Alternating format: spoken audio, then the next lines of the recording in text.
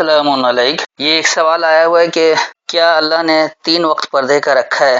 قرآن سے اس کی وضاحت کر دیں۔ حالانکہ میں اس آیت کو پہلے بھی سمجھا چکا ہوں، تو آئیے آج ہم پھر قرآن سے ہی اس کی وضاحت لیتے ہیں۔ پہلے میں آپ کے سامنے مروجہ روایتی ترجمہ پیش کر دوں گا اور پھر اس کی حقیقی فہم تک پہنچیں گے۔ انہی وضاحتوں میں آپ کو آپ کے سوالات کے جوابات بھی ملتے رہیں۔ تو آج کے درس کے لیے جن آیتوں کا انتخاب کیا گیا وہ سورہ النور اور اس کی آیت نمبر 58-59، 24 کی 58-59۔ اے ایمان والو، چاہیے کہ تمہارے غلام تمہارے پاس آنے کی تم سے اجازت لیں، اور وہ جو نہیں پہنچے تم میں سے حد شعور کو 3 وقت یعنی نماز فجر سے پہلے، اور جب تم اپنے کپڑے اتار کر رکھ دیتے ہو دوپہر کو، اور نماز عشاء کے بعد۔ تمہارے لیے یہ 3 پردے کے اوقات ہیں، نہیں تم پر اور نہ ان پر ان کے علاوہ کوئی گناہ، تم میں سے بعض کے پاس پھیرا کرتے ہیں۔ اسی طرح اللہ تمہارے لیے احکام واضح کرتا ہے، اور اللہ جاننے والا حکمت والا ہے۔ یہ ہے روایتی ترجمہ۔ سیدھی سی بات ہے کہ اس میں لفظ غلام نہیں ہے، لیکن انہوں نے بہرحال غلام رکھا ہے۔ پھر جو یہ 3 وقت بتا رہے ہیں کہ اس میں نماز فجر سے پہلے، تو چلے یہ تو بات سمجھ میں آتی ہے۔ اس کے بعد پھر کہہ رہے کہ جب تم اپنے کپڑے اتار کر رکھ دیتے ہو دوپہر کو کتنے لوگ ہیں جو کپڑے اتار کر رکھ دیتے ہیں؟ پتہ نہیں کس زمانے کی بات کرے، کس علاقے کی بات کرے۔ ہو سکتا ہے یہ یورپین معاشرے میں جہاں کھلے عام گھومتے ہیں، جہاں سن باتھ لیتے ہیں، وہ لوگ تو ایسا کر لیتے ہوں، لیکن کم از کم پاکستان میں تو خاص طور پر، اور جو اسلامی ممالک ہیں وہاں بھی کپڑے اتار کر کوئی نہیں سوتا ہے، کچھ نہ کچھ پہنا رہتا ہے۔ اس کے بعد پھر کہہ رہے کہ نماز عشاء کے بعد۔ آج کل تو نماز عشاء کے بعد بھی سونے کا رواج ختم ہو گیا، لوگ رات بھر جاگتے دن کو سو رہے ہوتے ہیں۔ بہرحال تو میں ان میں جو سوالات ہیں اس کے اوپر بحث نہیں کروں گا، کیونکہ طویل وقت فضول بحث میں ضائع ہو جائے گا۔ ہمارے چینل قرآن کا آفیشیل لیسنز کا واحد مقصد یہی ہے کہ ہم اللہ کی ہدایات کو آسان اور واضح زبان میں اس طرح سمجھ جائیں کہ اپنے زندگی میں اس پر عمل کر سکیں، اور وہ نتائج حاصل کر سکے جو اللہ ماننے والوں کو دینا چاہتا ہے۔ تو آئیے ہم دیکھتے ہیں کہ اس کی حقیقی فہم کیا، اللہ کیا ہدایت دے رہا۔ یا ایھا الذین آمنو، اے ماننے والے لوگو، لیستأذنکم الذین ملکت ایمانکم۔ اب اس میں لفظ اجازت نہیں ہے، لیستأذنکم کا انہوں نے اجازت کر دیا۔ اس کا اصل مادہ جو اذن ہے، تم جلد ضابطہ لینے کے لیے ہو، لام لیے کے لیے، سین جلد کے لیے، اذن مادہ ہے، تا جو یہ تم کے لیے ہے، اور کم بھی جمع کا صیغہ ہے۔ تو اے ماننے والے لوگوں، وہ تم سے جلد ضابطہ لینے کے لیے ہوں۔ کون؟ الذین ملکت ایمانکم، وہ لوگ جو تمہیں مانتے ہوئے اختیارات میں، تمہاری ملکیت میں تمہیں مانتے ہوئے ہیں۔ تو یہ یقینی سی بات ہے، غلام یا لونڈی کی بات نہیں ہو رہی ہے، آپ کے ماننے والے جو آپ کے ماتحت گزر رہے ہیں۔ اس میں آپ کے ماں باپ، آپ کے بیوی بچے، بہن بھائی، بہت کچھ ہو سکتے ہیں۔ اسی طرح ایک ادارے کا سربراہ، اس کو مانتے ہوئے لوگ اس کے ماتحت کام کر رہے ہیں، یہ سب اس میں آ جاتے ہیں، چاہے پرائیویٹ ادارہ ہو یا سرکاری ہو، غیر سرکاری ہو یا سرکاری ہو، کوئی بھی ہو۔ تو جہاں بھی کوئی اجتماعی کام ہوتا ہے وہاں ایک کو سربراہ بنا دیا جاتا ہے، اس کو مانتے ہوئے اس کے احکامات کی اتباع کرتے ہیں۔ تو یہ بھی ملکت ایمانکم میں، ہرگز غلام یا لونڈی نہیں ہے۔ اس کے بعد پھر کہہ رہے کہ والذین لم یبلغوا الحلم منکم، اور وہ لوگ جو نہیں پہنچے ہیں بردباری کو تم میں سے، جو لوگ ابھی تم میں سے بردباری کو نہیں پہنچے ہیں، بڑے تو ہو گئے، سمجھ بوجھ نہیں ہے، شعور نہیں ہے۔ جس طرح عام معاشرہ ہے پاکستان کا کہ اس میں شعور کم ہے، کھیل کود میں زیادہ توجہ رہتی ہے، نوجوان ہیں ان میں عقل و شعور وہ بات نہیں ہے، کچھ بوڑھے بھی ہو گئے اس کے باوجود عقل و شعور ساری ہیں، کچھ کا معاشرہ ایسا ہے کہ ان میں شعور نام کی چیز نہیں آتی ہے۔ تو بہت ساری چیزیں ہیں شعور نہ آنے کی۔ تو وہ جو تم میں سے بردباری کو نہیں پہنچے ہیں، جو سمجھداری کو نہیں پہنچے ہیں، ثلاث مرات، اب انہوں نے کہا کہ وہ 3 وقت، جبکہ ثلاث کہتے ہیں لڑکھڑانے یا ڈگمگانے کو، 3 کو نہیں کہا گیا۔ اور مرات کا مطلب دہرانا ہے، 2 یا 3 وقت کی بات نہیں ہو رہی ہے۔ تو کیا کچھ کرنا ہے؟ ضابطہ لینے کے لیے بات چیت ہو رہی ہے۔ تو اب یہ بتایا جا رہا ہے کہ من قبل صلاۃ الفجر، صلاۃ اللہ کے حکم کو اللہ کی کتاب کے اس کی آیتوں کے ذریعے اکٹھے بیٹھ کر سمجھنے کا نام ہے، جو روزانہ 2 وقت ہے۔ اور الفجر، فجر کا مطلب ہے اصل میں جاری ہونا، سبق جاری ہونے سے پہلے۔ وہی نہ تضعون ثیابکم من الظہیرۃ، ہین کہتے ہیں مقررہ وقت کو، تضعون وضع سے، وضع کہتے ہیں مکمل کر کے دینے کو، تو وہ مقررہ وقت تم مکمل کر کے دے رہے ہو۔ ثیابکم اپنا پلٹنا، ثیاب کا مادہ ثوب ہے، ثواب، اسی سے ثواب بھی لوگ کہتے ہیں۔ اصل میں اس کا بنیادی مطلب ہے پلٹ کر آنا۔ کپڑے کو بھی ثوب اس لیے کہا جاتا ہے کہ جسم اور کپڑے کے درمیان کوئی فاصلہ نہیں، ایک دوسرے پہ پلٹ کر آتے ہیں۔ ثواب بھی اسی کو کہا جاتا ہے کہ جب آپ جو عمل کرتے ہیں اس کا نتیجہ بھی پلٹ کر آپ ہی کو ملتا ہے، کوئی اور اس کا نتیجہ نہیں لے سکتا۔ تو جو اچھے نتیجے ہیں اس کو ثواب کہا جاتا ہے۔ اسی طرح یہاں جو بات ہو رہی ہے کہ وہ مقررہ وقت کہ تم بنا کر دیتے ہو اپنا پلٹنا، کہاں سے دیتے ہو؟ میں نے ظہیرت، اس اپنے خاص نمایاں ہونے سے، کیونکہ آپ نمایاں ہونا چاہتے ہیں، آپ ظاہر ہونا چاہتے ہیں، آپ چاہتے ہیں کہ لوگوں کو پتہ لگے میں کیسا ہوں، کیا کچھ اپنے کردار کی وضاحت چاہتے ہیں، اس نمایاں ہونے سے۔ اس کو اگر آپ بڑے پیمانے پر لے، حکومتی سطح پر، تو غالبانے کو پہلے احکامات دینے والے جو ہوتے ہیں وہ غالبانہ چاہتے ہیں کہ میرے غلبے کا سب کو احساس ہو، اس کے ذریعے وہ قوانین بنا کر دیتے ہیں۔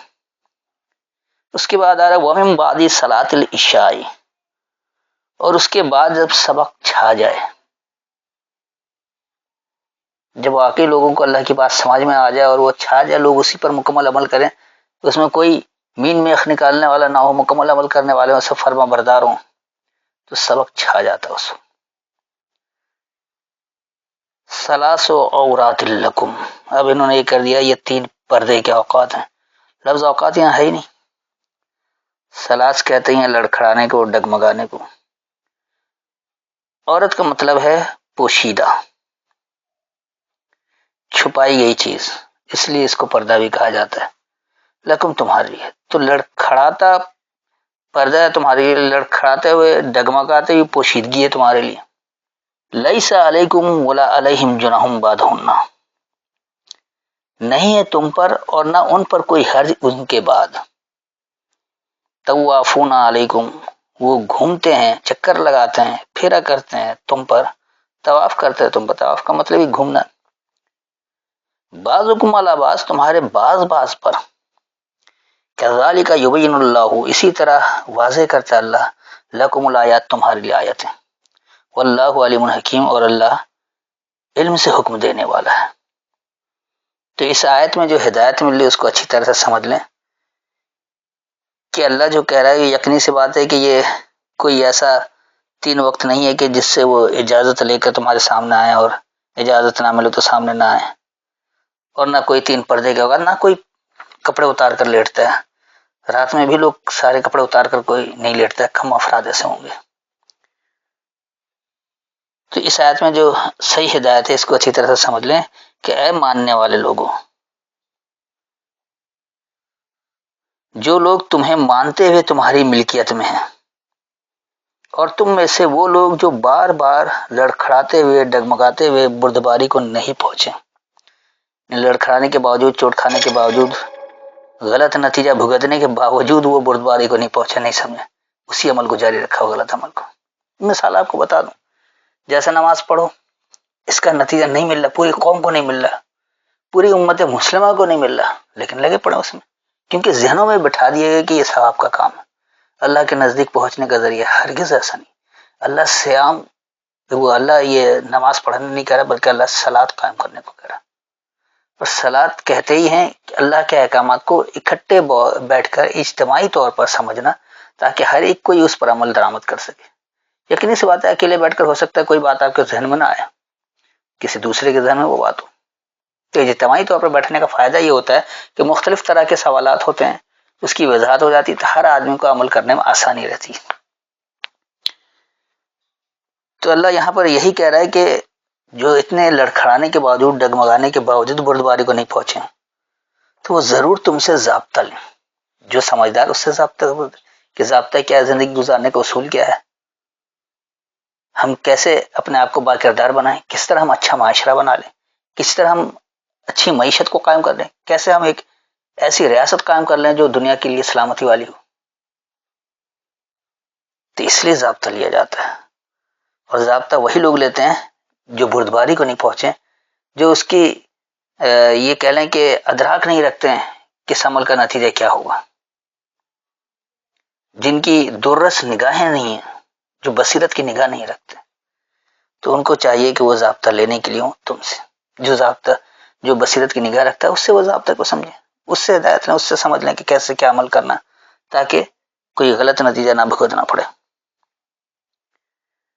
اس کے بعد پھر اللہ یہ کہہ رہا ہے کہ جب تک سبق جاری نہیں ہوا ہے اس سے پہلے، یقین سی بات ہے ابھی آپ نے قرآن کو سمجھا ہی نہیں، تو اس سے پہلے ہی اگر آپ ضابطہ لے لیں کہ نہیں جی ہمیں نمازیں پڑھنا ہی پڑھنا ہے کیونکہ اللہ کا حکم ہے، آپ نے اس کو ابھی قرآن سے سمجھا ہی نہیں کہ واقعی یہ ہے بھی یا نہیں ہے، تو یہ جو سبق جاری ہونے سے پہلے اگر آپ کوئی فیصلہ کرتے ہیں، کوئی ضابطہ لیتے ہیں، تو تباہی کی طرف جائیں گے، نافرمانی کی طرف جائیں گے.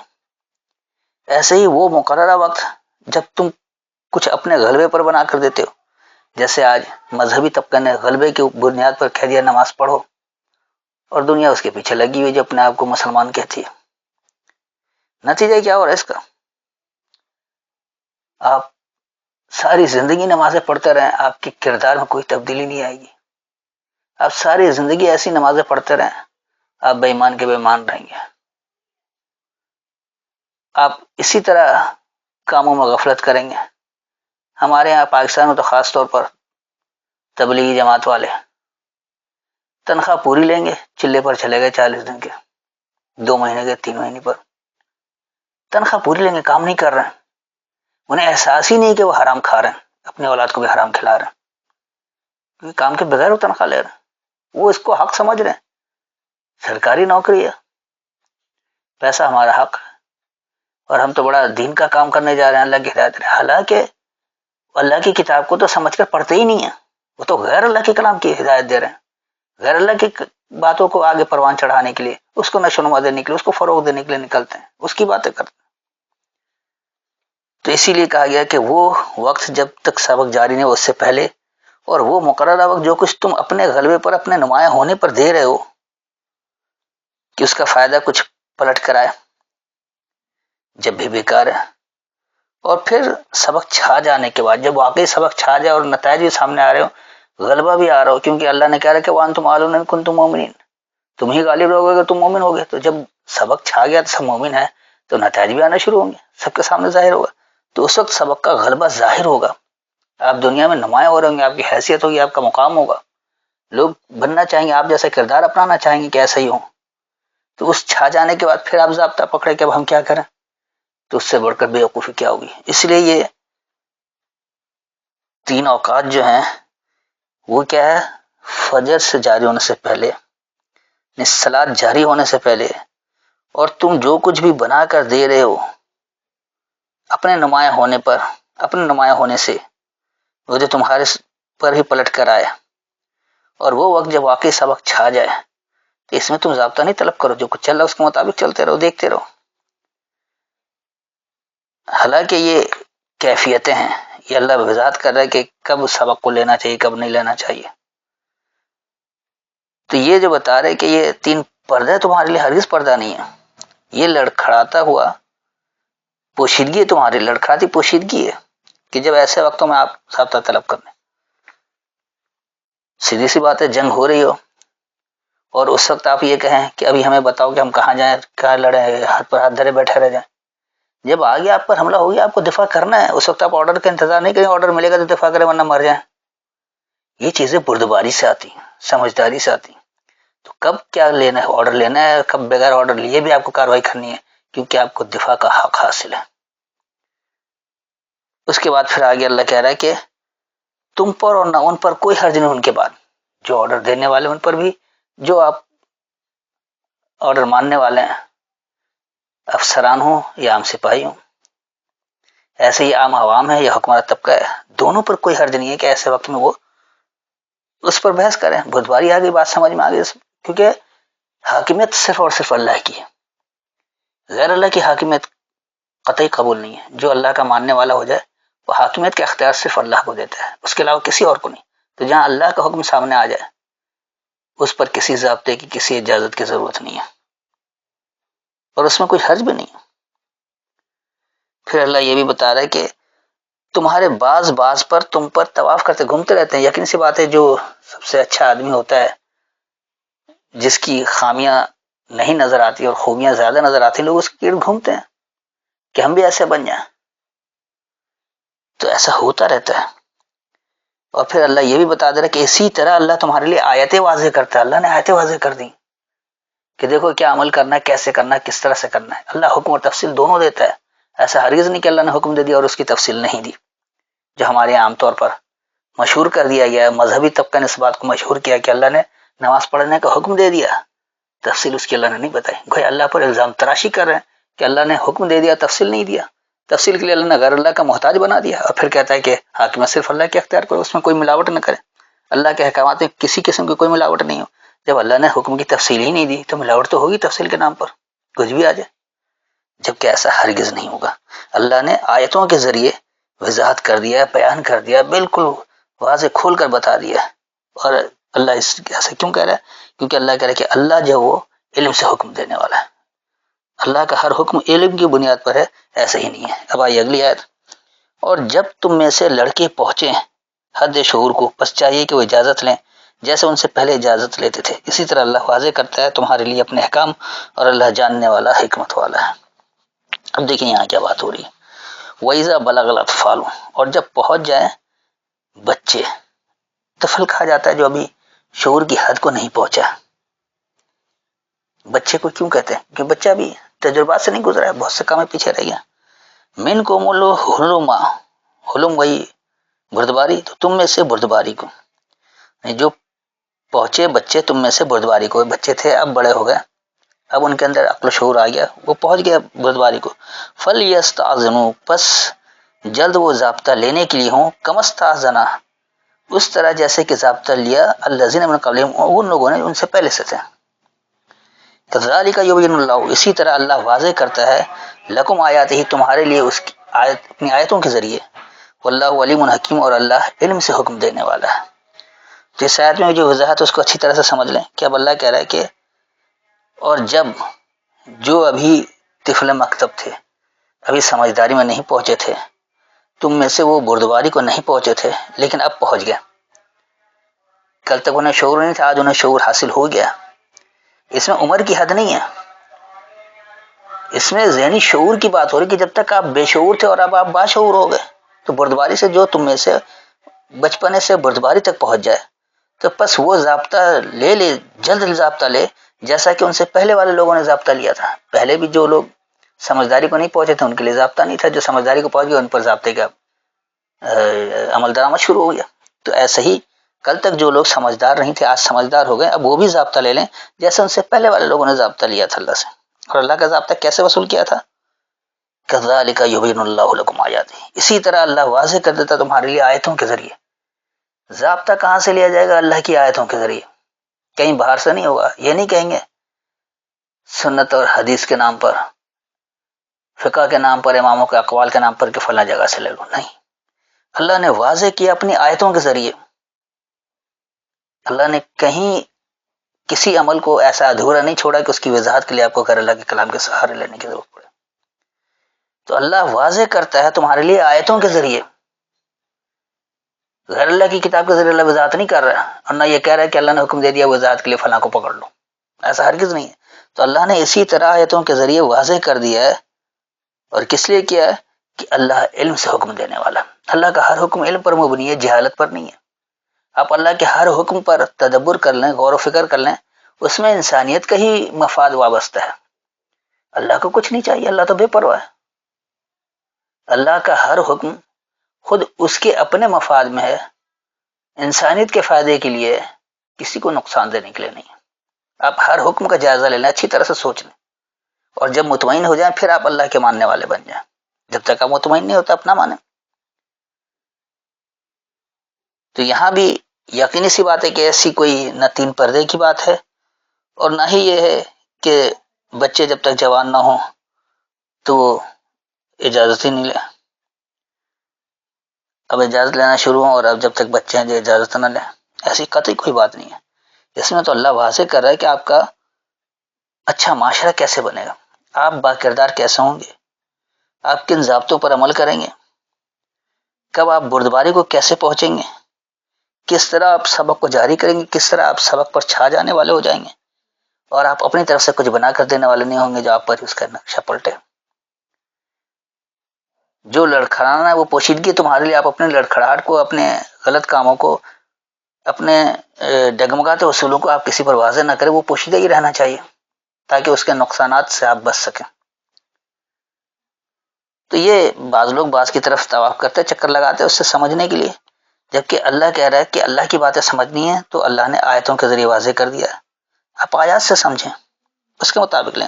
یاد رکھیں کہ اللہ علم سے حکم دینے والا ہے.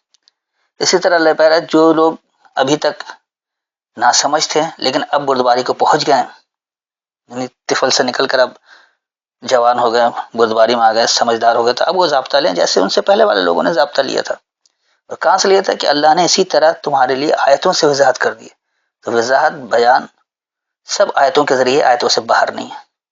اور یاد رکھو کہ اللہ علم سے حکم دینے والا ہے. تو میرے خیال میں مکمل وضاحت ہو گئی.